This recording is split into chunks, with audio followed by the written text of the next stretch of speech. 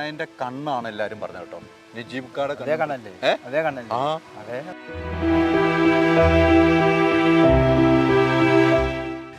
കൈയൊക്കെ സന്തോഷമല്ലായിരുന്നോ? പിന്നെ നമുക്ക് ഇതുവരെ കാണാൻ പറ്റാത്തവരെയൊക്കെ കണ്ടു കിട്ടിയില്ലേ.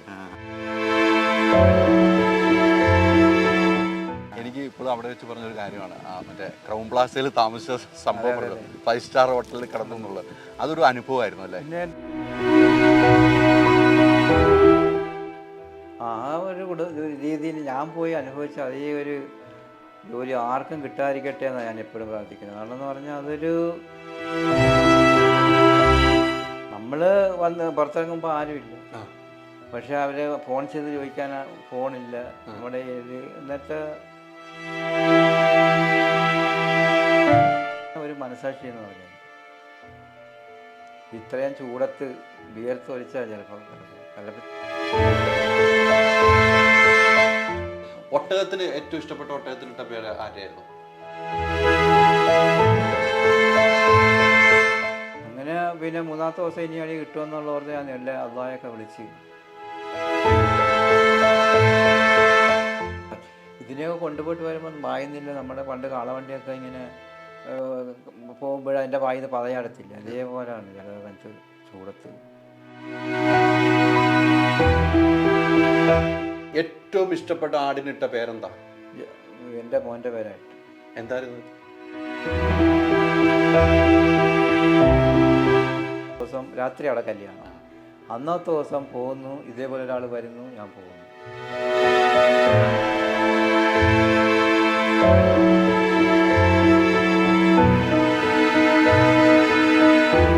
ഓക്സിജനിൽ വമ്പിച്ച വിലക്കുറവുമായി കേരളം കൂളാകും AC discount sale. Oxygen, the cooling expert.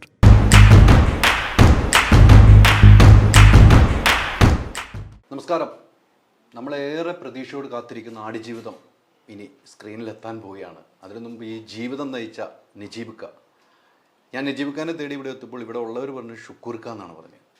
അങ്ങനെ 2 പേരിൽ അറിയുന്ന നജീബ് ഖാൻ 1993 സ്വപ്നവുമായി സൗദിക്ക് ഫ്ലൈറ്റ് കയറിപ്പോയി. അവിടെ ഉണ്ടായ ദുരിത ജീവിതമാണ് ഈ സിനിമയാവുന്നത്. പക്ഷേ സിനിമയ്ക്കപ്പുറം അദ്ദേഹത്തിൻ്റെ ദുരിത ജീവിതത്തിൽ അദ്ദേഹത്തിന് ഇപ്പോഴത്തെ സന്തോഷ ജീവിതമാണ് നമുക്ക് പ്രേക്ഷകർ മുമ്പിൽ. ഈ ദുരിത ജീവിതം കേട്ട് ആ പ്രേക്ഷകരും അടുത്തു. ഇനി സന്തോഷ ജീവിതമാണ് എനിക്കറിയേണ്ടത്. നജീബ് ഖാൻ, അസ്സലാമു അലൈക്കും. വലൈക്കും സലാം. നോയമ്പ് സമയമാണ്. അതെ. 5ാമത്തെ നോമ്പിൻ്റെ ദിവസമാണ് നമ്മളിവിടെ ഇരിക്കുന്നത്. 6ാമത്തെ നോമ്പിൻ്റെ ദിവസമാണ് ഇരിക്കുന്നത്. സന്തോഷമല്ലേ? ഇപ്പോൾ സന്തോഷമാണ്. നമ്മൾ ഈ ദുരിത ജീവിതം പറഞ്ഞു മടുത്ത് അത് തന്നെയല്ല പറഞ്ഞുകൊണ്ടിരിക്കും. അതെ അതെ, പറയുന്നത് തന്നെ ഇങ്ങനെ പറഞ്ഞുകൊണ്ടിരിക്കുക. അത് റെക്കോർഡ് ചെയ്ത് കൊടുത്താൽ മതിയായിരുന്നു. അതെ, അത് മതിയായിരുന്നു. ഇപ്പൊ സന്തോഷമുള്ള ജീവിതമല്ലേ? അതെ അതെ. ഇപ്പൊ എങ്ങനെ പോകുന്നു? ഇപ്പോഴും നമ്മൾ കൂലിപ്പണിയൊക്കെ ചെയ്ത് ഇങ്ങനെ ജീവിച്ചു പോകുന്നു. സന്തോഷമായിട്ട് ഫാമിലിയായിട്ടൊക്കെ എല്ലാവരുമായിട്ട് സന്തോഷത്തെ ജീവിക്കുന്നു. ഇപ്പോഴും കൂലിപ്പണി തന്നെയാണ്. അതെ അല്ലേ? ഈ 93 കൂലിപ്പണിയല്ല. പണി പറഞ്ഞാൽ പടിഞ്ഞാറ് കുത്തപ്പണി നമ്മുടെ സ്ഥലത്ത് തന്നെയാണ്. മത്സ്യത്തിന്റെ പരിപാടി ഞാൻ കണ്ടിരുന്നു. മത്സ്യം പിടിക്കാൻ പോകും ചില ദിവസം 5000 കിട്ടും, ചില ദിവസം 150 കിട്ടും, അങ്ങനെയൊക്കെ പറഞ്ഞത്. അതെ അതെ അല്ലേ? അതാണ് ഇപ്പൊ നിത്യ വരുമാനം. അതെ അല്ലേ? ഈ 93 സൗദിക്ക് പോകുന്നത് അല്ലേ? അതെ. 93 ഞാൻ വായിച്ചത് 93 സൗദിക്ക് പോകുന്നു. ഉള്ള 5 സെന്റ് സ്ഥലം വിറ്റിട്ട് സ്വപ്നം കണ്ടു പോവുകയാണ് അല്ലേ? അവിടെ പോയിട്ട് ഒത്തിരി ദുരിത ജീവിതം അനുഭവിച്ചു. പറഞ്ഞ് എല്ലാരും പറഞ്ഞ് കേട്ടതാ. ഇനി എന്തിനു പറയണമല്ലോ? ഇനി സിനിമ കാണട്ടെ ആളുകൾ. സിനിമ കാണണം എല്ലാരും. അപ്പം നജീബ് ഖാന്റെ ജീവിതം എന്താന്ന് അപ്പം മനസ്സിലാവും. അപ്പോളേ അതിപ്പോ ഇങ്ങനെ കാണിക്കാതെ അത് കാണുന്നേ പോയി നല്ലത്. നമ്മൾ പറഞ്ഞാൽ പിന്നെ കാണാൻ ഇൻട്രസ്റ്റ് പോവും. ശരിയല്ലേ? അതെ. എങ്കിലും ഒത്തിരി അനുഭവിച്ചു. ഒരു മനുഷ്യന്റെ ആയുസ്സിൽ അനുഭവിക്കാവുന്നത് മൊത്തം 2 വർഷം അനുഭവിച്ചു അല്ലെ? 2 വർഷം അല്ലേ? 2 വർഷം അനുഭവിച്ചു. ആ ദുരിതം ഒരാൾക്കും ഉണ്ടാകാതിരിക്കല്ലേ എന്നുള്ള പ്രാർത്ഥന മാത്രമേ നജീബ് ഖാക്കും കുടുംബത്തിനുള്ളൂ.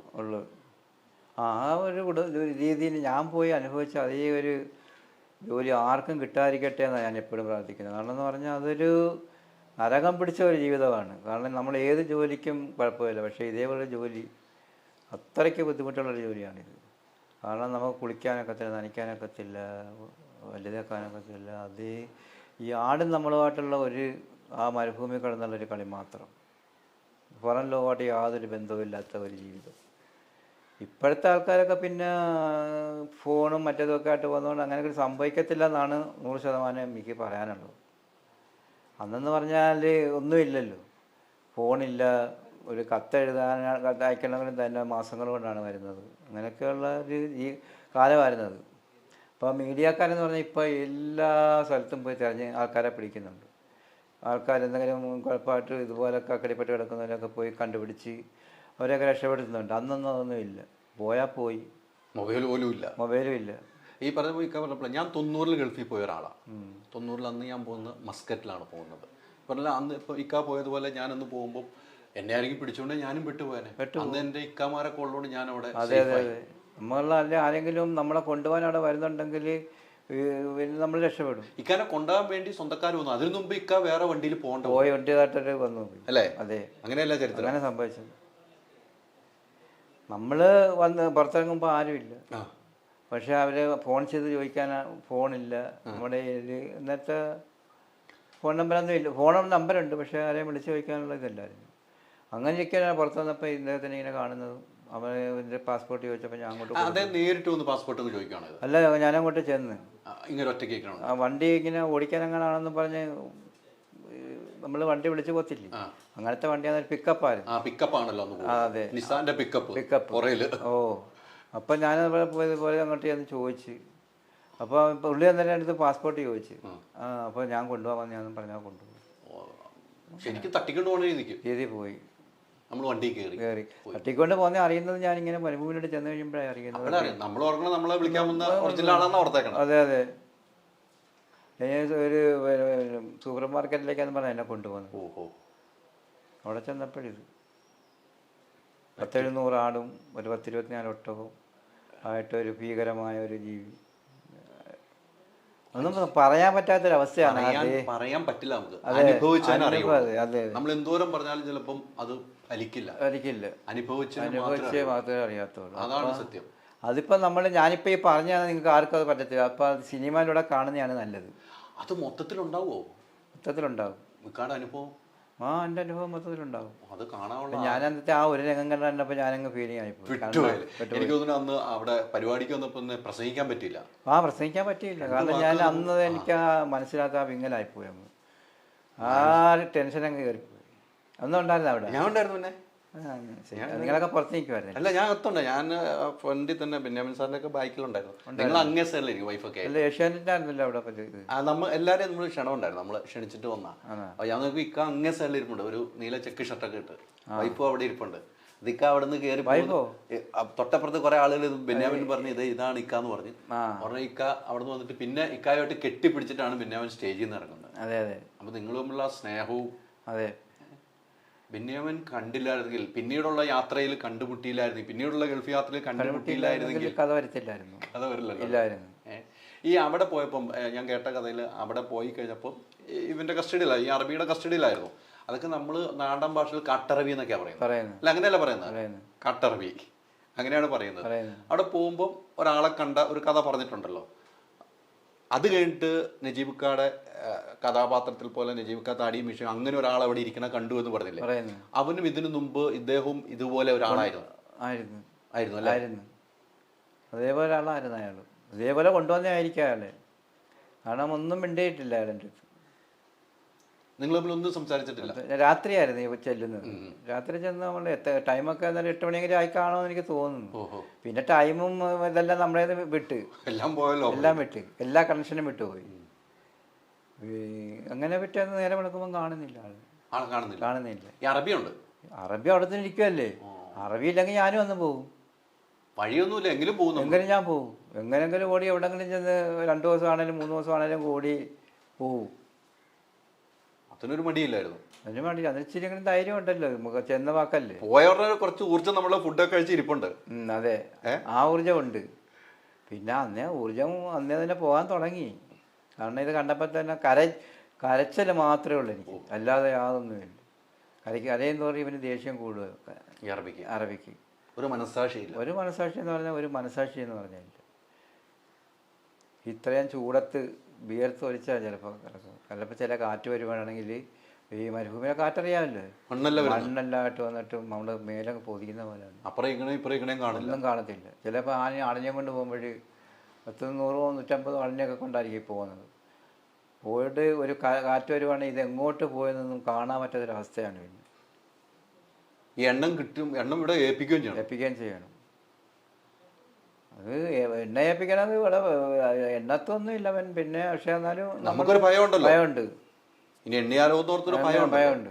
ഈ അവിടെ നിന്ന് അറിഞ്ഞത് 3, 4, 5 പ്രാവശ്യം 2, 3 പ്രാവശ്യം കുളിച്ചിട്ടുള്ളൂ ഈ 2 വർഷത്തിനിടയ്ക്ക് അല്ലേ? ആ ഒരു അവസ്ഥ അതൊന്നും പറയാൻ പറ്റാത്ത അവസ്ഥ. ഞാൻ പിന്നെ ആടുമായിട്ടങ്ങ് ഇതായിപ്പോയി. ആടാണ് നമ്മുടെ പിന്നെ ആട് കുളിക്കുന്നില്ല, പിന്നെ ഞാൻ കുളിച്ചിട്ട് എന്ത് കാര്യം എന്നാണുള്ള ഒരു അവസ്ഥയിലായി. ഏറ്റവും ഇഷ്ടപ്പെട്ട ആടിനിട്ട പേരെന്താ? എൻ്റെ മോൻ്റെ പേരായിട്ട്. എന്തായിരുന്നു ഇത്? ജമീല്. എൻ്റെ പേരെന്താ കിട്ടുക? ആ നോവലിനകത്തുള്ളൊരു പേരുണ്ടല്ലോ. മനസ്സിലായി. ഞാനത് കൊണ്ട് പറയിപ്പിക്കാൻ വേണ്ടി നോക്കിയത്. അവൻ്റെ പേര് സബീർ എന്നാ. നബീൽ എന്നാണ്. നമ്മൾ നേരെ തിരിച്ച് നബീൽ ആക്കിയിട്ട്. ഏറ്റവും ഇഷ്ടപ്പെട്ട ഇഷ്ടപ്പെട്ട ആടായിരുന്നു. ഇഷ്ടപ്പെട്ട ഒരാടായിരുന്നു. ആ പേര് ഇക്കാണ് ഇട്ടത്. അതെ, നബീൽ. നബീല്, അമ്മണി, മണിക്കുട്ടി, അങ്ങനെ തങ്കച്ചി, അങ്ങനെ ഓരോരുത്തർ പേരിട്ട് ബാടാ മോനെ, അങ്ങനെ മോനെ, ഇങ്ങനെ മോനെ എന്നൊക്കെ പറഞ്ഞ് വിളിച്ച് തടയൊക്കെ ഓരോ ദിവസം ഇങ്ങനെ തീറ്റ കൊടുത്ത് കഴിഞ്ഞിട്ട് അതിനെയൊക്കെ കുഞ്ഞുങ്ങളൊക്കെ പിടിച്ച് കുറച്ച് നേരം മടിയിലെത്തിക്കൊണ്ടിരിക്കും. അതിൽ പിന്നീട് അതായി നമ്മുടെ ജീവിതം, നമ്മുടെ കുടുംബം ജീവിതമായി. കാരണം കുളിയില്ല, നനയില്ല, പൊടി അതും ഇതുമായിട്ടൊക്കെ നമ്മുടെ കായംകുളമായി അത്. അതെ അല്ലേ? കായംകുളത്തിൽ നമ്മളവിടെ എല്ലാവരുമായിട്ട് സുഹൃത്തുക്കൾ. ഒട്ടകത്തിന് ഏറ്റവും ഇഷ്ടപ്പെട്ട ഒട്ടകത്തിന് ഇട്ട പേര് ആരായിരുന്നു? ഒട്ടകത്തിന് ഓരോ ഇട്ട പേരൊന്നും ഞാൻ ഇട്ടില്ല. ഒട്ടകത്തിനെന്ന് പറഞ്ഞാൽ നമ്മളോട്ട് യാതൊരു ബന്ധവുമില്ല. കാരണം അതിന് നമ്മൾ സമയത്ത് ഭക്ഷണം കൊടുക്കുന്നു, അത് കഴിച്ചിട്ട് അത് പോകുന്നു, പിന്നെ കഴിച്ചിട്ട് അവർ പോവാണ്. അല്ലാതെ വേറെ അത് കാട്ടി യാതൊരു ബന്ധവും നമുക്കില്ല. അവർക്ക് വലിയ ബന്ധങ്ങളില്ല. ഇല്ല. ഇക്കാക്ക് വലിയ ഇഷ്ടമായിരുന്നു ഒട്ടകത്തെ. ഒട്ടകത്തിന് നമുക്ക് ഇഷ്ടമായിരുന്നു. കാരണം അതൊക്കെ ഇത് നോക്കുമ്പോൾ ഇങ്ങനെ ഇങ്ങനെ ഭയങ്കര നിപ്പല്ലേ നിൽക്കുന്നത്, വലിയ വാന പറിച്ചൊക്കെ നിൽക്കുന്നത്. അതൊക്കെ ഭയങ്കര വിലയ്ക്കാണ് വിൽക്കുന്നതെന്ന്. ഈ ആട് എത്ര നാൾ കൊണ്ടാണ് വിൽക്കാൻ വേണ്ടി കൊണ്ടുപോകുന്നത്? ആടിനെയൊക്കെ ഒരു 3-4 മാസം ആകുമ്പോൾ കൊണ്ടുപോകും. അപ്പൊ അടുത്ത ആടുകൾ വരുമോ? എങ്ങനെയാണ്? അടുത്ത ആള് പ്രസവിച്ച് വരുമല്ലേ, കൂടിക്കൊണ്ടിരിക്കുമല്ലേ? ഡെയിലി പ്രസവം നടക്കുന്നുണ്ട്. ഡെയിലി ആഴ്ചയിലൊക്കെ 2-3 പ്രസവം ഉണ്ടാവും. മറ്റേത് വിറ്റ് പോകുമ്പോൾ ഇവിടെ എണ്ണം കുറയുന്നില്ല, അത് 2-3 എണ്ണം കാണും ഒരു പ്രസവത്തിൽ. ഈ എനിക്ക് തോന്നുന്ന ഇത് കറക്കാൻ, പാല് കറക്കാനൊക്കെ പറഞ്ഞല്ലോ, ഒന്നും ജീവിതത്തിൽ ചെയ്യാത്ത സംഭവങ്ങളാണ് ചെയ്യാത്ത സംഭവം. ആദ്യം പാല് കറക്കിയിട്ട് അന്ന് പാല് കറക്കാനും പറഞ്ഞ് ഞാൻ ഇതുവരെ കറന്നിട്ടുമില്ല. അപ്പം എനിക്ക് ഭയങ്കര ഫീലിംഗ് ആയിരുന്നു. ഞാനിങ്ങനെ ഞെക്കിയൊക്കെ നോക്കുമ്പോഴൊന്നും പാല് വരുന്നില്ല. അപ്പോൾ ഇവൻ ആദ്യമൊക്കെ ഇങ്ങനെ മുറുമുറുപ്പൊക്കെ, 2ാമത്തെ ദിവസം കേട്ടും വരുന്നില്ല. അപ്പോൾ തലയ്ക്ക് തട്ട് കെട്ടി. തലക്കിട്ട് അടിക്കുന്നു. വടി വെച്ചാണ് കൈ വെച്ചിട്ടാണ്? കൈ വെച്ച് തലയ്ക്ക് തട്ട്. പിന്നെ നമ്മളത് കരയാനല്ലേ പറ്റത്തുള്ളൂ. കരയുമ്പോൾ ദേഷ്യം കൂടുവാണ്. കരയുമ്പോൾ ദേഷ്യം കൂടും. നമ്മുടെ മനസ്സിൽ കരയുക, ഉള്ളി കരയുക. അങ്ങനെ പിന്നെ 3ാമത്തെ ദിവസം ഇനി അടി കിട്ടുമെന്നുള്ള ഓർത്ത് ഞാൻ എല്ലാ അള്ളാഹയൊക്കെ വിളിച്ച്, അള്ളാഹുവേ പാല് വരണേ എന്ന് പറഞ്ഞ് വിളിച്ച് ഞങ്ങൾക്ക് പാല് വന്നു. അങ്ങനെ പിന്നെ സ്ഥിരമായിട്ടത് എന്തോന്നൊക്കെ അത് പഠിച്ച്, ഇനി അടി കൂടിക്കൂടി വരുമെന്നുള്ള രീതി പഠിച്ച്. പിന്നെ അടിക്കുന്നതെന്ന് പറയുന്നത് ഈ ആടിനെ പിടിക്കാൻ പറയും. ഈ മാർക്കറ്റിൽ കൊണ്ടുപോകാനായിട്ട് മറ്റേ ജ്യേഷ്ഠച്ചാർ വരും. ജ്യേഷ്ഠൻ മാർക്കറ്റിൽ കൊണ്ടുപോകാൻ വരും. അപ്പം ഇപ്പം ഇവിടെ തന്നെ ഉണ്ട് എപ്പോഴും. ഇവൻ പോണില്ല. അഥവാ ഒരു ദിവസം എവിടെങ്കിലും പോകണമെങ്കിൽ മറ്റവനോട് വന്നിരിക്കും. ഏത് ജ്യേഷ്ഠൻ വന്നിരിക്കും. മറ്റവൻ അത് ഇക്ക പോയത് മറ്റേ പുള്ളി പോയല്ലോ അവിടെ. അത് പോയി. പിന്നെ ഒരു അറിവില്ല. അത് ഇല്ല. അങ്ങനെ പിന്നെ ആടിനെ പിടിക്കാൻ പറയും. ആടിനെ പിടിക്കാൻ പറയുമ്പോഴേ, കറുത്തേനെ പിടിക്കാൻ പറയുമ്പോൾ ഞാൻ വെളുത്തേനെ പിടിച്ചോണ്ട് വരും. അന്നേരം ഇവൻ അടിക്കും. ഏതാണ്ടൊക്കെ അറബിയിൽ അടിച്ച് പറഞ്ഞിട്ട് അടിക്കും. അങ്ങനെ അന്നേരം ഞാൻ പറഞ്ഞു, ഇപ്പം ഞാൻ പിന്നെ അസുഖം എന്ന് പറഞ്ഞപ്പോൾ ഞാൻ വെളുത്തേനെ പിടിച്ചോണ്ട് വന്നു. അപ്പോൾ അന്നേരം അസുഖം വെളുത്തയല്ലല്ലോ എന്നങ്ങനെ മനസ്സിൽ തോന്നി. അപ്പോൾ അത് മനസ്സിലായി, അസുഖം എന്ന് പറയാൻ കറുത്തയാണ്. അങ്ങനെ പിന്നെ 2 ദിവസത്തെ തോന്നുന്നുകൊണ്ട് അത് പഠിച്ച് ചോപ്പും എല്ലാം പഠിച്ച് പിന്നെ പറയുന്ന പോലെ കറക്റ്റായിട്ട് പിടിച്ചുകൊണ്ട് പോയി. എല്ലാം ഭയങ്കര ഇവന് അടിക്കുന്നുള്ള ഭയം കൊണ്ട് എല്ലാം പെട്ടെന്ന് പഠിച്ച് ചെയ്യും. പെട്ടെന്ന് പഠിച്ചു. അല്ലേ? ഈ അറബിയായിട്ട് ബന്ധപ്പെട്ടിട്ട് പിന്നീട് നിങ്ങൾ എപ്പോഴെങ്കിലും ഒരു സ്നേഹബന്ധം ഉണ്ടായോ? എപ്പോഴെങ്കിലും? ഇല്ല, ഒരിക്കലും ഉണ്ടായിട്ടില്ല. അവന് സ്നേഹിക്കത്തില്ല. അവന് ക്രൂരനാണ്. അതെ, സ്നേഹിക്കുന്ന അറബിയാണെങ്കിൽ എന്നെ സ്നേഹിക്കണം. കാരണം എന്ന് പറഞ്ഞാൽ എന്നെ അവൻ അവിടുന്ന് കൊണ്ടുവന്നതാണ്. കൊണ്ടുവന്ന് എനിക്ക് നല്ല ഒരു കത്തയക്കാനുള്ളൊരു അവസരവും എനിക്ക് ഭക്ഷണം, നല്ല ഫുഡും എനിക്ക് ശമ്പളം തരുവാണെങ്കിൽ ഞാൻ ഇതിനെ നോക്കി നിൽക്കും. നമ്മൾ ഈ പണിയും ചെയ്യുമായിരുന്നു, പണി ചെയ്യും. നമ്മൾ ജോലി ചെയ്യാനാണ്. നമ്മൾ ഇവിടുന്ന് ഞാനന്ന് പോകുമ്പോൾ എൻ്റെ 5 സെൻറ്റ് സ്ഥലം വിറ്റാണ് ഞാൻ പോകുന്നത്. 55,000 രൂപ എടുത്ത് പോകുക അന്നത്തെ. ആ അത് ഏജൻസി മുഖേനയാണോ? അല്ല, ആ ഏജൻസി മുഖേന പോയതാണ്. ഇതിപ്പം അവരാരും കുറ്റം പറഞ്ഞിട്ട് കാര്യമില്ല. ഇത് ഇങ്ങനെ സംഭവിച്ചതാണ്. അങ്ങനത്തെ സംഭവങ്ങൾ ഒത്തിരി ഉണ്ടായി. അങ്ങനെ സംഭവിച്ച അപ്പം അവരാരും കുറ്റം പറഞ്ഞിട്ട് ഒരു കാര്യമില്ല. ഏജന്റുമാരെയോ അവര് ഒന്നും പറയേണ്ട കാര്യമില്ല. ഇതിങ്ങനെ സംഭവിച്ചതിനാണ്. വല്ല ഫുഡും തന്നെങ്കിലല്ലേ അവന് ഇഷ്ടമുള്ളവനെന്ന് പറയാൻ പറ്റും. ഫുഡും തന്നെ എനിക്ക് സാലറിയും തന്നെ എനിക്ക് നാട്ടിലേക്ക് വിവരം അറിയുവാണെങ്കിൽ ഞാൻ പിന്നെ എൻ്റെ കുറച്ച് കാലം വരെ ഞാൻ നിൽക്കും. ഒരു 2 വർഷമെങ്കിലും ഞാൻ അവിടെ വന്ന് തട്ടി, പിന്നെ പോത്തില്ല. ആദ്യത്തെ 2 വർഷം എങ്ങനെയെങ്കിലും പിടിച്ച് നിൽക്കും. ഈ കുളിക്കാതെ ഒക്കെ വന്ന് താടി വളർന്നു അല്ലേ? ഇപ്പൊ പൃഥ്വിരാജിന്റെ രൂപം കാണുമ്പോൾ നമുക്കറിയാലോ, ഇക്കാടെ രൂപമാണല്ലോ പൃഥ്വിരാജ് വെച്ച താടിയും മുടിയും ഒക്കെ ചട പിടിച്ച മുടിയും ഒക്കെ ആയിട്ടാണല്ലോ. അത് എങ്ങനെ ഉൾക്കൊണ്ട് പോയി? ഉൾക്കൊണ്ട് പിന്നെ നമ്മൾ അങ്ങനെ പോകും. പിന്നെ നമ്മുടെ ആ ഒരു പകുതി ഇത് പോയി. കാരണം സ്വയബോധം പകുതി പോയി. പിന്നെ നമ്മുടെ നാട്ടിലെ വലിയ ചിന്ത നമ്മുടെ മനസ്സിൽ നിന്ന് വിട്ടു. അല്ല, അന്ന് പോകുമ്പം വൈഫ് ഗർഭിണിയാണ്, 8 മാസം ഗർഭിണിയായിരുന്നു. അത് പ്രസവിച്ചേ ഇല്ലോ എന്നുള്ള ആ ടെൻഷനായിരുന്നു. ഞാൻ തന്നെ നനയ്ക്കായിട്ട് തലയിട്ട് അടിക്കും. എന്ത് ജീവിതമായി പോയെന്ന് പറഞ്ഞുകൊണ്ട്. കാരണം മുകളോട്ട് നോക്കുമ്പോൾ ഇങ്ങനെ പ്ലെയിൻ പോകുന്നതായിട്ട് കാണും, കിളികൾ കരയുന്ന കാണും, ഇനി ആടുണ്ട്. ഇതാണ് നമ്മുടെ ജീവിതം. എന്തായിരുന്നു കഴിക്കാൻ കിട്ടുന്നത്? കഴിക്കാൻ കിട്ടുന്ന ഇവൻ വരുമ്പോൾ ഇങ്ങനെ ഈ കുബൂസ് കണ്ടുവല്ലോ, അത് അതിനകത്ത് വെച്ച് തന്നിട്ട് അത് ഉണങ്ങാറാകുമ്പോൾ എനിക്ക് തരും. കടുകൂടാന്ന് കടിച്ച് കഴിഞ്ഞു. വെള്ളവും കുടിക്കും, ഗോതമ്പും വാരത്തിൽ. വെള്ളം ആവശ്യത്തിനുണ്ടോ കുടിക്കാൻ? വെള്ളം കുറച്ച് വെള്ളം എന്നാലും കുടിക്കാനുള്ള വെള്ളം തരും. വെള്ളം കുടിച്ചില്ലെങ്കിൽ പിന്നെ നമ്മുടെ കാര്യം പോക്കാം. മറ്റേ വെള്ളം ഉപ്പല്ലേ കിടക്കുന്നത്, നാട്ടിന് കൊടുക്കുന്ന ഉപ്പ് വെള്ളമല്ലേ. ഈ ആടിന് കൊടുക്കുന്ന വെള്ളം വരെ കുടിക്കേണ്ടതായിട്ട് വന്നു. വെള്ളം വരെ കുടിക്കേണ്ടതായിട്ട് വന്നു. അത്രയ്ക്ക് ഇതിനെയൊക്കെ കൊണ്ടുപോയിട്ട് വരുമ്പോൾ വായുന്നില്ല. നമ്മുടെ പണ്ട് കാളവണ്ടിയൊക്കെ ഇങ്ങനെ പോകുമ്പോഴതിൻ്റെ വായിന്ന് പതയടത്തില്ല. അതേപോലെയാണ് ചില ചൂടത്ത് വെള്ളം പോലും കയ്യിലില്ല. കൊണ്ടുവന്ന വെള്ളം തീർന്നിട്ട് കുടിക്കാൻ വെള്ളമില്ലാതെ ആകപ്പാടും വായിന്ന് പതയാടുന്ന പോലെ ആരും. ആ അവസ്ഥയൊക്കെ ഞാനിങ്ങനെ കിടന്നുകൊണ്ട് ആലോചിക്കാൻ ഇവിടെ കിടന്നുണ്ട്. ഇപ്പോഴും ആ സ്വപ്നങ്ങൾ കാണുന്നുണ്ട്. നെറ്റി എഴുതിയേക്കും. അപ്പോൾ വൈഫ് എന്തായതെന്ന് പറഞ്ഞിട്ട് തട്ടി. ഇപ്പോഴും അതിൽ നിന്ന് മാറിയിട്ടില്ല. അത് അത്രയ്ക്ക് ഭയമായിപ്പോയെന്ന്. അപ്പം ഞാനന്ന് ഇവിടെ ഇതുപോലെ അവിടെ കിടന്നുകൊണ്ട് എൻ്റെ സഭയെത്തി എന്ന് പറഞ്ഞ് ചിലപ്പോൾ ഞെട്ടി ഉണരും. കിടന്ന് അവിടെ കിടന്ന്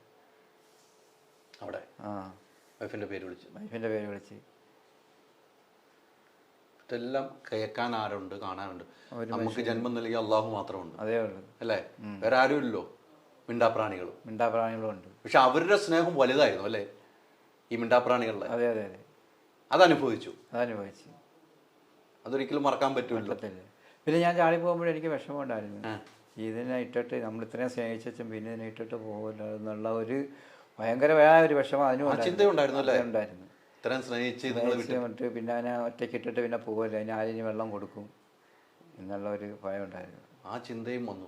അപ്പോൾ എന്ത് നല്ല മനസ്സാണ് നിങ്ങളുടെ നിജീവിക. അതെ, അതുകൊണ്ട് മാത്രമാണ്, ആ മനസ്സുകൊണ്ട് മാത്രമാണ് ഞാനിപ്പോൾ ഇങ്ങനെ ഇവിടെ നിങ്ങളുടെ മുമ്പ് വന്നിരിക്കാനുള്ളൊരു അവസരം കിട്ടിയത്. ഈ നോവൽ എഴുതിയതിലിപ്പോൾ ഞാൻ ഒരുപാട് സ്ഥലങ്ങളിൽ പോയിട്ടുണ്ട്. നിങ്ങളൊന്ന് അവിടെ വെച്ച് ഇതൊക്കെ എടുത്ത് കരളിയൊക്കെ നിങ്ങളല്ലല്ലോ ഒരു ലോകകേരള സഭയിലൊക്കെ അന്നല്ലേ റസൂൽ പൂക്കുട്ടി ആദ്യം കാണുന്നത്. അതെ, റസൂൽ പൂക്കുട്ടിയുടെ ഇന്റർവ്യൂ എടുത്തപ്പോൾ എന്നോട് ഞാൻ അന്നാണ് നജീബിനെ കാണുന്നത്. ഞാൻ ഇന്റർവ്യൂ എടുത്തപ്പോൾ അന്ന് അവിടെ എല്ലാവരും ഉണ്ടായിരുന്നു. നജീബിനെ കാണണമെന്ന് പറഞ്ഞു. പുള്ളി പറഞ്ഞു തിരുവല്ല വെച്ച് ഇന്റർവ്യൂ എടുത്തത് പുള്ളി അല്ല. ആരുടെ?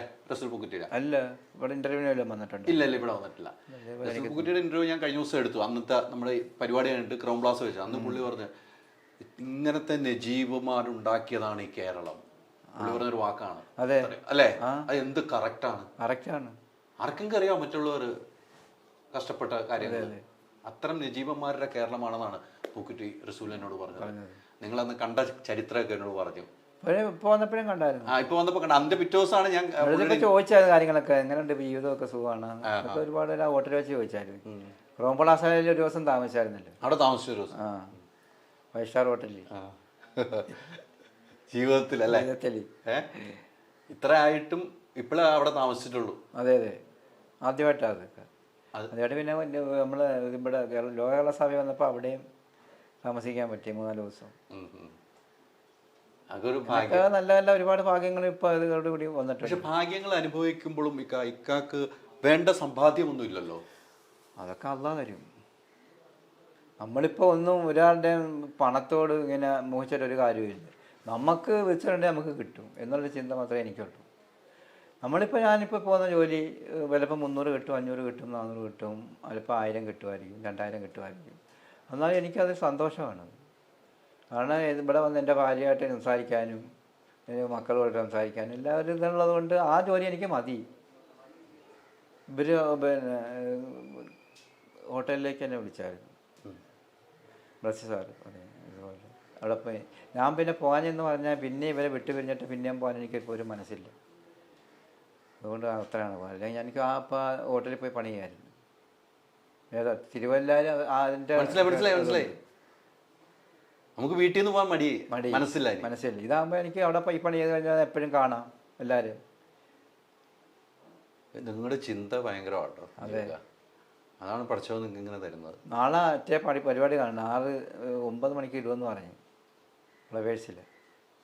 ഒരു കോടി അല്ലേ ഇന്നലെ ഷൂട്ട് ചെയ്തത്. അതിൽ ഒത്തിരി ചരിത്രം പറഞ്ഞാണല്ലോ. ശ്രീകണ്ഠൻ സാറിൻ്റെ അടുത്ത് ഒത്തിരി പറഞ്ഞിട്ടുണ്ടാവുമല്ലോ. നമ്മുടെ അടുത്തൊക്കെ പറയാത്ത ഒത്തിരി പറഞ്ഞിട്ടുണ്ടാവും അവിടെ. ഇല്ല, ഇവിടുത്തെ പറഞ്ഞ കാര്യങ്ങളൊക്കെ തന്നെ ചോദിച്ചുള്ളൂ. ഞാൻ ഇന്നലെ വിളിച്ചപ്പോൾ അവിടെ ഷൂട്ട് തുടങ്ങിയില്ല എന്നാ പറഞ്ഞു. ഞാൻ രാത്രി 9-9:30 ആയിക്കോട്ടെ. ഞാൻ ഇക്കാലത്ത് പറഞ്ഞില്ല അത്ര ആവുമെന്ന് ഞാൻ പറഞ്ഞില്ലേ. ഞങ്ങൾ നേരത്തെ അവിടെ പോയി കിടന്നു. വെറുതെ 3:30 എത്തിയില്ല ഇന്നലെ. 3:30 എത്തി അതിനകത്ത് മാറി ഇരിക്കുക. പക്ഷേ അന്നേരമെങ്കിലും നിങ്ങളാരെങ്കിലും ഒക്കെ വിളിക്കുവാണെങ്കിൽ പുറത്ത് വന്ന് എടുത്തിട്ടും പോകാമായിരുന്നു. അല്ല, അപ്പൊ ഞാൻ ഇക്കാനോട് പറഞ്ഞല്ലോ അവിടെ കഴിയട്ടെ എന്ന് പറഞ്ഞോണ്ട് ഞാൻ പിന്നെ വിളിക്കായിരുന്നു. അത് ഇങ്ങോട്ട് ഇപ്പൊ വിളിക്കുമെന്ന് പറഞ്ഞിരിക്കുവല്ലേ. ആരും വിളിച്ചില്ല. വിളിച്ചില്ല. അങ്ങനെയാണെങ്കിൽ അത് അവിടെ കുറെ നടന്നേനെ. അതെ അതെ അതെ. ഇവിടെ എല്ലാവരും പറഞ്ഞ കാര്യമില്ലായിരുന്നു. അതവിടെ നിൽക്കട്ടെ. അത് കഴിഞ്ഞിട്ട് ഒരു കത്ത് എഴുതുവാണല്ലോ ചെയ്തത്. ആദ്യത്തെ കത്ത് എഴുതാൻ പറഞ്ഞ സമ്മതിച്ചില്ല, ആർമി സമ്മതിച്ചില്ല. പിന്നീട് ആ കത്ത് ഒരു മാലാഖയെ പോലെ ഒരാൾ വന്നു അല്ലേ? അതെ. അതെങ്ങനെയാണോ ഒന്ന് പറയുക. മാലാഖയെ പോലെ കത്ത് അവിടെ ഇട്ടിട്ട് പോയെന്നൊരു ഞാൻ വായിച്ചിട്ടുണ്ട്. ഒരു കത്ത് ഞാൻ ഇതുപോലെ ഈ വണ്ടി വന്നു പോച്ചയും കൊണ്ട് മരുഭൂമി കൂടെ വന്ന യന്ത്രവണ്ടിയുണ്ട്, ഈ പോച്ചയൊക്കെ ആയിട്ട് വരുന്ന വണ്ടി. അതിനകത്തൊരു പാകിസ്ഥാനിയാണ് വണ്ടി വരുന്നത്. പാകിസ്ഥാനി വന്നപ്പോൾ ഞാൻ ഇതുപോലെ ഇങ്ങനെ വരുന്ന കണ്ടുകൊണ്ട് തന്നെ ഇങ്ങനെ കത്ത് പോലെ പോയി കാണിച്ചത്. അതിന് അറബി കണ്ടിട്ടില്ല. അപ്പൊ ഈ പേപ്പറൊക്കെ എവിടെ നിന്ന് കിട്ടിയേക്കണേ? പേപ്പറും നമ്മുടെ ഇത് ലെറ്ററിന്റെ ഇതെല്ലാം കൊണ്ടാണ് പോയത്. പേനായും ഉണ്ട്. പണ്ട് നാട്ടിൽ അങ്ങനെ പോകുന്നത്. പക്ഷെ ബ്ലേഡ് കൊണ്ടുപോകാൻ മറന്നു പോയി. ഷേവിങ് സെറ്റ് കൊണ്ടുപോകാൻ മറന്നു. നമ്മളിങ്ങനെ വരുമെന്ന് അറിഞ്ഞില്ലല്ലോ. ഞാൻ പേടിച്ച ബ്ലേഡ് ഷേവിംഗ് സെറ്റ് കൊണ്ടുപോകാൻ മറന്നു. അവിടെ പോയിട്ട് മേടിച്ചാൽ മതി എന്ന് ഓർത്തു. അതെ, ഇങ്ങനെ വരുമെന്ന് നമ്മൾ അറിഞ്ഞില്ലല്ലോ. പക്ഷെ ഇങ്ങനെ അന്ന് പോകുന്നവരൊക്കെ ഇതൊക്കെ അതിൽ കത്തെഴുതാനുള്ള ഇതൊക്കെ ആയിട്ടാ പോകുന്നത്. കവർ വരെ മേടിച്ചോണ്ട് പോയി ഗുളികകളൊക്കെ എല്ലാം മേടിച്ചോണ്ടാവും. അതേപോലെ അതൊക്കെ ഉണ്ടായിരുന്നു. അതുകൊണ്ട് കത്ത് ഒരുപാട് ഞാൻ എഴുതി. പക്ഷെ ഒന്നും എൻ്റെ അടുത്ത് 2-3 ആദ്യം കൊടുത്തിട്ടെല്ലാം വലിച്ചേരി കളഞ്ഞു. നമ്മുടെ മുമ്പ് വെച്ച് വലിച്ചേരി കഴിഞ്ഞപ്പോൾ പിന്നെ ഞാൻ കൊടുത്തിട്ടില്ല. പിന്നെ കാരണം പിന്നെ നമ്മൾ കൊടുത്തിട്ട് കാര്യമില്ല. അങ്ങനെ പിന്നെ ഞാനൊരു കത്തെഴുതി വെച്ച് അല്ലെങ്കിൽ ഇത് വരുന്നെങ്കിൽ കൊടുക്കാമെന്ന് പറഞ്ഞ് വെച്ചാലാണ്. അങ്ങനെ ഒരു പാകിസ്ഥാനി പുതുതായിട്ട് വന്ന് ഈ കത്ത് കൊടുത്തത്.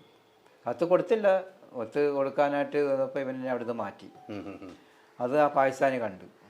അത് കാരണം അദ്ദേഹം ഒരു മനുഷ്യത്വമുള്ള മനുഷ്യൻ തന്നെയാണ്. അയാൾ ഒരു ദൈവത്തെ പോലെ വന്നതെന്ന് എനിക്ക് തോന്നുന്നു.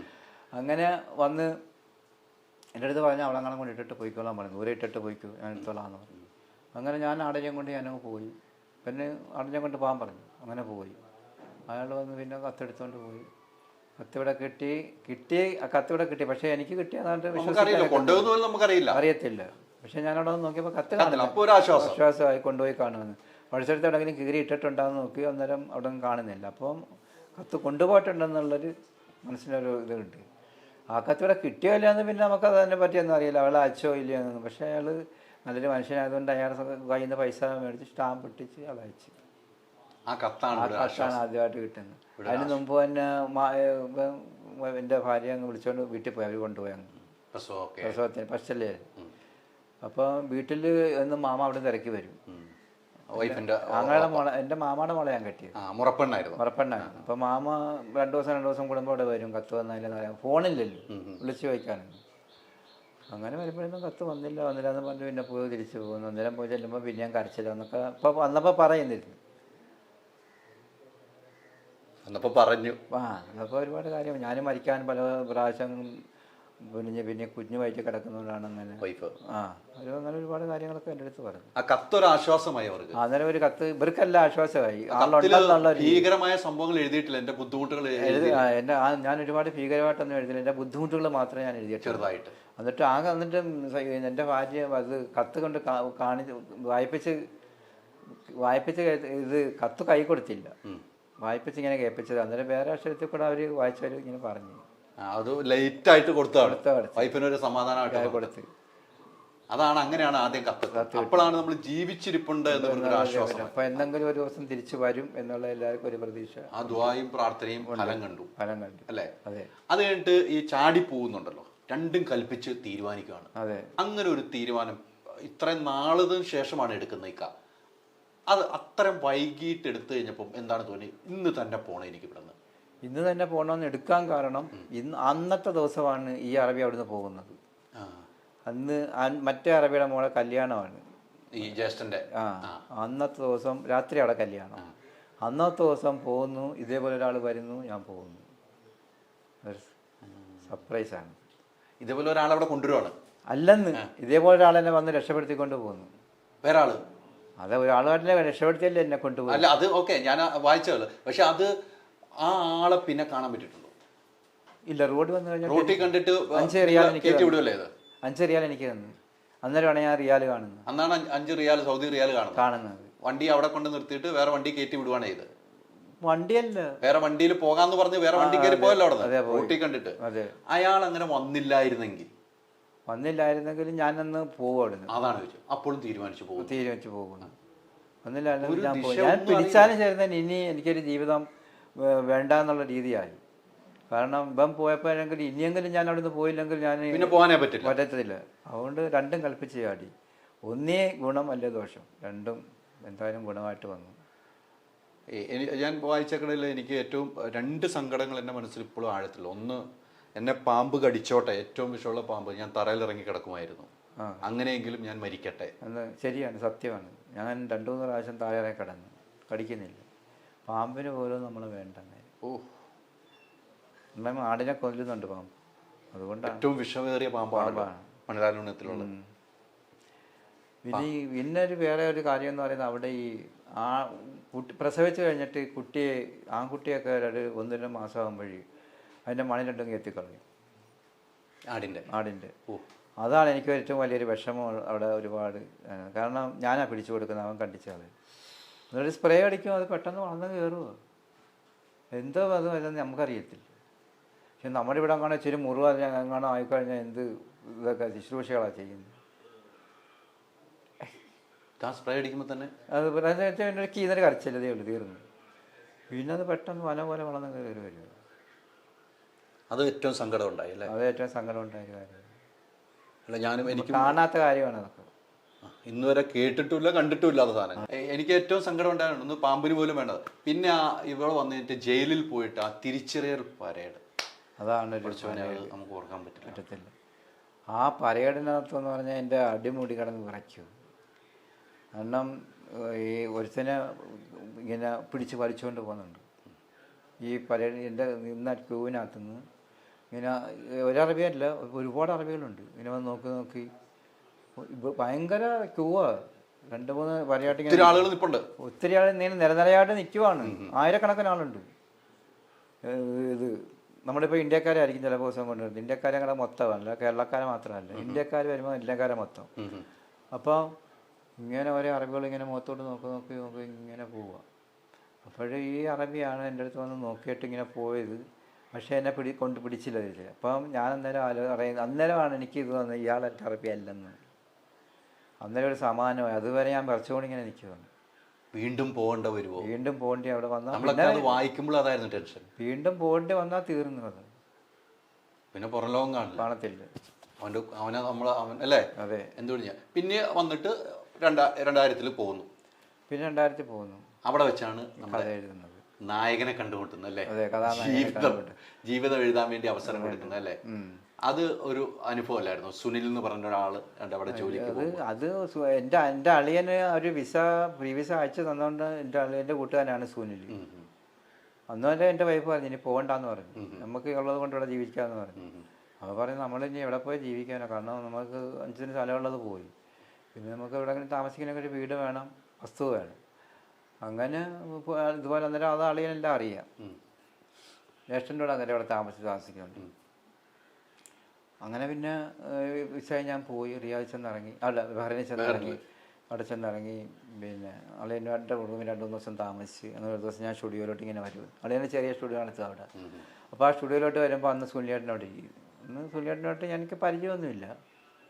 അന്നേരം അളിയന് പറഞ്ഞു ഇതുപോലെ മാവേലിക്കരയുള്ളതാണ് എൻ്റെ കൂട്ടുകാരൻ സുനിലാന്നൊക്കെ പറഞ്ഞു. അപ്പം ഞാനിപ്പോൾ ചോദിച്ചു സുനിലേട്ട അന്നേരം ഞാനിപ്പോൾ നാട്ടിൽ നിന്ന് വന്നാൽ എനിക്കൊരു ജോലി എവിടെയെങ്കിലും ഒപ്പിച്ച് തരാൻ പറ്റുമെന്ന് ചോദിച്ചു. അന്നേരം എന്നെ എവിടെ നിന്ന് ഒപ്പിക്കാൻ, എൻ്റെ ഒരു ജോലി ഉണ്ട്, അത് നീ ചെയ്യത്തില്ലെന്ന് പറഞ്ഞാലോ.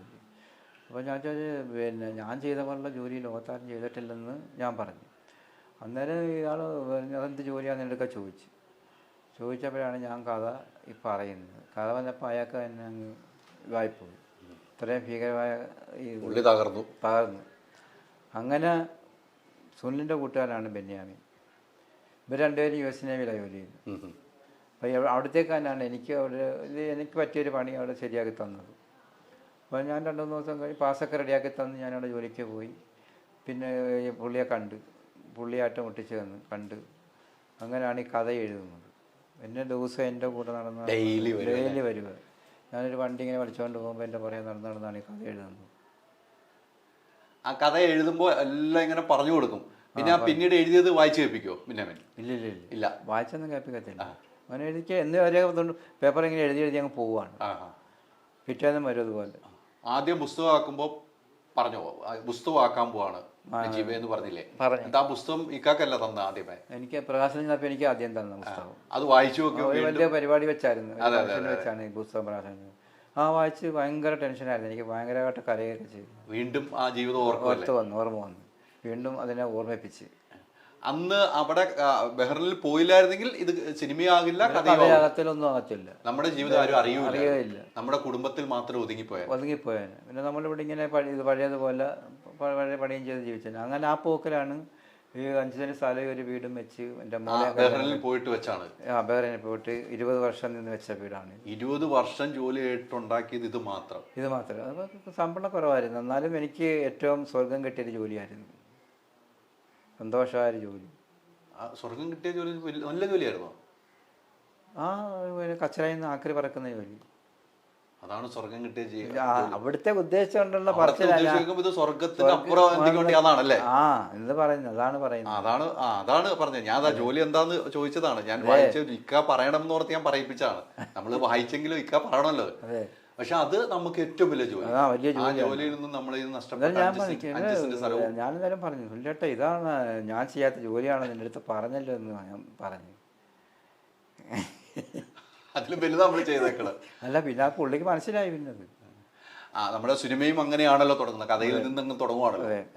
എന്തായാലും ഒത്തിരി സന്തോഷം. ഇനി നല്ല നല്ല ജീവിതം കുടുംബമായിട്ട് ഇങ്ങനെ ഇവിടെ തന്നെ. ഇനി ഗൾഫ് പോവോ? ഇനി പോകുന്നില്ല. ഉറപ്പിച്ചു. എന്തായാലും ആര് പറഞ്ഞാലും ഉറപ്പിച്ച്. ശ്രീകണ്ഠനാര് പറഞ്ഞാലും ഉറപ്പിച്ചു. ഇനി പോകുന്നില്ല. ഇനി ഇവിടെ തന്നെ. ഈ സിനിമ ആകുന്നു, ഈ കഥ ബുക്കൊക്കെ എഴുതിക്കൊണ്ട് സിനിമയാക്കാൻ പോവാന്ന് എപ്പോഴാണ് ബെന്യാമിൻ പറഞ്ഞത്? സിനിമയൊക്കെ ഇതിപ്പം കേരള സാഹിത്യക്കാർ അവാർഡ് കിട്ടിക്കഴിഞ്ഞല്ലേ പിന്നെ ഇതൊക്കെ പിന്നെ ഫേമസ് ആകുന്നത്. അങ്ങനെ പിന്നെ പറഞ്ഞ സിനിമ ആകുന്നൊക്കെ. പൃഥ്വിരാജ് വാർത്താ സമ്മേളനത്തിൽ ഞാനാണ് ചോദിച്ചത്, നജീബിനെ കണ്ടുപിട്ടിയ നിമിഷം ചോദിച്ചപ്പോൾ പറഞ്ഞേ ഞാൻ നജീബിനെ ഏറ്റവും അവസാനം ലാസ്റ്റ് ഷോട്ടിലാണ് കണ്ടത്. ശരിയാ, അത് മതിയെന്ന് പറഞ്ഞു. അല്ല അതിന് മുമ്പ് കാര്യങ്ങളൊക്കെ ഞാൻ മറ്റു പറഞ്ഞായിരുന്നല്ലോ. അപ്പം അവരല്ലേ ഇത് എടുക്കുന്നത്, എല്ലാം പറഞ്ഞു കൊടുത്തു കാണുമല്ലോ. അതെ എല്ലാം പറഞ്ഞു കൊടുത്തു. അപ്പോൾ പൃഥ്വിരാജ് എന്താ പറഞ്ഞു? പൃഥ്വിരാജ് എന്നാലും ഒരു 10-20 മിനിറ്റ് ഞാനുമായിട്ട് സംസാരിച്ചു. വലിയ കാര്യങ്ങളൊക്കെ അതിനകത്ത് അഭിനയിച്ചേക്കുന്ന കാര്യങ്ങളൊക്കെ എൻ്റെ അടുത്ത് പറഞ്ഞു. അപ്പോൾ കറക്റ്റാണെന്നൊക്കെ ചോദിച്ചു. കറക്റ്റാണ് ഞാൻ അഭിനയിച്ച ഇങ്ങനെയാണെന്നൊക്കെ പറഞ്ഞ. അപ്പം കറക്റ്റ് അതിനെ എന്നെക്കുറിച്ച് നല്ലൊരു അഭിപ്രായം അങ്ങ് പറഞ്ഞു അവിടെ വെച്ച്. ഞാൻ കണ്ട പിന്നെ നിങ്ങളൊക്കെ പറഞ്ഞല്ലോ ഒന്ന് സംസാരിക്കാത്ത ഒരാളാണ് അങ്ങനെയാണെന്നൊക്കെ പറഞ്ഞല്ലോ. ഒന്നും അല്ലല്ലോ, നല്ല രീതിയിലാണല്ലോ എൻ്റെ അടുത്ത് കാര്യങ്ങളെല്ലാം പറഞ്ഞെന്നൊക്കെ അവിടെ വെച്ച്. സംസാരിക്കാത്ത ആളാണ് രണ്ടൊക്കെ പറഞ്ഞല്ലോ എന്നൊക്കെ. എല്ലാം സംസാരിച്ച ആളാണ്. അതെ എല്ലാം നല്ല ഇതായിട്ട് പറഞ്ഞല്ലോ എന്നൊക്കെ പറഞ്ഞു. നല്ല സന്തോഷപ്പെടുത്തിയൊക്കെ എന്നെ വിട്ട്. അതല്ലേ. അപ്പം സിനിമ ഇറങ്ങുവാണ്, ഇനി സിനിമ കാണണം, സിനിമ കാണണം, എല്ലാവരും കാണണം. എൻ്റെ ജീവിതം എന്ന് തന്നെ പറയാലോ അല്ലേ? എൻ്റെ ജീവിതം എന്നെ എല്ലാവരും വിളിക്കുന്നുണ്ട്. ഞാനും പറയുന്നത് എല്ലാവരും കുടുംബസമേതം എല്ലാവരും പോകുമെന്നാണ് പറയുന്നത്. ഒരുപാട് ആൾക്കാരാണ് വിളിക്കുന്നത്. വൈഫ് ഹാപ്പി അല്ലേ? എല്ലാവരും ഹാപ്പിയാണ്. മോനോ?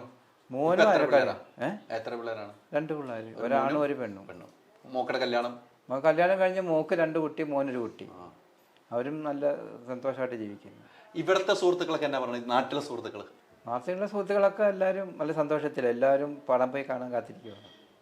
അപ്പോഴുള്ള നമ്മുടെ കൂട്ടുകാരന്മാരെ നമ്മുടെ ജീവിതം മനസ്സിലാവുള്ളൂ. അതെ അതെ അതെ. പറഞ്ഞു കേട്ടിട്ട് പുസ്തകം വായിച്ച പോലെ അല്ലോ ജീവിതം. അല്ലല്ല, സിനിമയെ കാണുമ്പോൾ അതെ അനുഭവിക്കാവുന്നതെല്ലാം അനുഭവിച്ച് ഇപ്പൊ സ്വസ്ഥമായിട്ട് കുടുംബത്തിൽ 5 സെന്റ് വീടും വെച്ച് സ്വസ്ഥമായിട്ട് ജീവിക്കുന്നു. പേരക്കുട്ടികളെ നോക്കി അതെ, കിട്ടുന്ന ജോലി ചെയ്ത് കിട്ടുന്ന വരുമാനത്തിൽ തൃപ്തനായി ജീവിക്കുന്നതിനെ ജീവിക്കാം.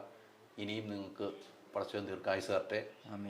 നല്ല ജീവിതമായിട്ട് മുന്നോട്ട്. ഇപ്പോഴും കൂടെ ആ വൈഫും കുടുംബവും നിൽക്കുന്നത് തന്നെ ഒരു ഭാഗ്യമായിട്ട് തന്നെ കൂട്ടണം അല്ലേ? അതെ, അതാണല്ലോ ഏറ്റവും വലിയ ഭാഗ്യം.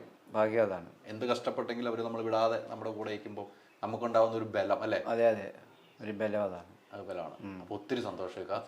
ഇൻഷാ അല്ലാഹ് പടം കണ്ടിട്ട് വിളിക്കണം. പിന്നെ അവിടെ സിനിമ കാണാൻ വരുമല്ലോ, അവിടെ നമ്മൾ കാണും. അവിടെ എല്ലാവരും പറഞ്ഞേക്ക് സിനിമ കാണാൻ വന്നോന്ന്. എല്ലാവരും ഈ സിനിമ കാണാൻ വരണം. കാരണം നിങ്ങളെല്ലാവരും സിനിമ കണ്ടുവന്ന് ഈ പടം വിജയിപ്പിച്ചാലേ നമുക്ക് എന്തെങ്കിലും നേട്ടമുള്ളൂ. ഈ ബ്ലിസ് സാറിനെ കണ്ടില്ലായിരുന്നു അന്ന് അവിടെ വെച്ച്? ബ്ലിസ് സാർ എന്നാ പറഞ്ഞ? ബ്ലിസ് സാർ ഇക്കാനെ കുറിച്ച് പറയാനേ സമയമുള്ളൂ കേട്ടോ. അതെ അതെ അതെ. എപ്പോഴും ബ്ലിസ് സാർ പറഞ്ഞ് ഇക്കാനെ കാണണം, ഇക്കാനെ കണ്ടു പഠിക്കണം എന്നുള്ള ജീവിത ചരിത്രം. അതെ, ബ്ലിസ് സാറിന് ആദ്യം കണ്ടത് എപ്പോഴായിരുന്നു? ആദ്യം കണ്ടത് ഇത് പറയാനായിട്ട് ഞങ്ങൾ രണ്ടുപേരുടെ പോയപ്പോഴാണ് കാണുന്നത്. നേരിട്ട് കണ്ട്. അപ്പോൾ എന്ത് പറഞ്ഞ? അപ്പോഴും കാര്യങ്ങളൊക്കെ പറഞ്ഞപ്പോൾ വളരെ സന്തോഷമായിരുന്നു. ഈ ജീവൻ എന്തുമായാലും കൊടുക്കടാന്ന് പറഞ്ഞ പുഴമാടത്തൊക്കെ പറഞ്ഞുകൊണ്ട് പറഞ്ഞിട്ടായിരുന്നു. അതല്ലേ, എനിക്ക് ഇപ്പോഴും അവിടെ വെച്ച് പറഞ്ഞൊരു കാര്യമാണ്, ആ മറ്റേ ക്രൗൺ പ്ലാസയിൽ താമസിച്ച സംഭവം പറഞ്ഞത്, 5 സ്റ്റാർ ഹോട്ടലിൽ കിടന്നു എന്നുള്ളത്. അതൊരു അനുഭവമായിരുന്നു അല്ലേ? പിന്നെ എൻ്റെ ഏറ്റവും വലിയ അനുഭവം അതൊക്കെ. നമ്മൾ പിന്നെ പൃഥ്വിരാജിന്റെ കണ്ണാണ് എല്ലാവരും പറഞ്ഞത് കേട്ടോ. നജീബ്ക്കാടെ അതേ കണ്ണല്ലേ? അതേ കണ്ണല്ലേ? അത് ഇപ്പോഴും നോക്കുമ്പോൾ അതാണ്, ആ കണ്ണാണ് പൃഥ്വിരാജിലേക്ക് പോയെന്നാണ് പറയുന്നത്. അത് ആ കണ്ണാ പോയത്, അതേ കണ്ണ് തന്നെ. എനിക്ക് അതല്ലേ പറഞ്ഞത്. ഞാൻ ആദ്യത്തെ ആ രംഗം കണ്ടപ്പോൾ തന്നെ ഞാൻ ഭയന്ന്. അപ്പം എനിക്ക് അവിടെ ഒരു വാക്ക് പറയാനുള്ളത് ഇത് എന്തോന്നായി പോലെ. അതാ അത് കണ്ടതായിരുന്നു. അതൊക്കെ വന്ന് കൈയൊക്കെ തന്നില്ലായിരുന്നു. സന്തോഷമല്ലായിരുന്നോ? പിന്നെ നമുക്ക് ഇതുവരെ കാണാൻ പറ്റാത്തവരെയൊക്കെ കണ്ടു കിട്ടിയില്ലേ? അതൊക്കെ ജീവിതത്തിൽ മറക്കാൻ പറ്റും. ഫോട്ടോ എടുക്കാൻ പോലും പറ്റാത്ത. ഇപ്പോഴും അങ്ങനെ തന്നെയല്ലേ? അതെ അതെ. ഇപ്പം ആഗ്രഹിച്ച എല്ലാം നടന്നു എന്ന് തോന്നുന്നുണ്ടോ? എല്ലാം ആഗ്രഹിച്ചെല്ലാം നടന്നു വരുന്നുണ്ട്. നമ്മുടെ ഏറ്റവും വലിയ ആഗ്രഹമായിരുന്നു 5 സെന്റ് സ്ഥലം, ഒരു വീട്. ആരും ഇത് നമ്മളെ പറഞ്ഞു വിടത്തില്ല. ഇവിടെ തന്നെ ഈ സ്ഥലത്ത് തന്നെ വേണമെന്നുള്ളതും. അതെ അല്ലേ? അപ്പോൾ അത് സാധിച്ചു. അതിൻ്റെ സന്തോഷം ഇനി അടച്ചതും തരുന്നതൊക്കെ നമുക്ക്. അതേ ഉള്ളൂ. ആർത്തിയില്ല, അത്യാഗ്രഹമില്ല, അടുത്തും ചോദിക്കത്തുമില്ല, കൈ നീട്ടില്ല. ഇല്ല അല്ലേ? അപ്പോൾ ഒത്തിരി സന്തോഷം. ഒത്തിരി സന്തോഷം.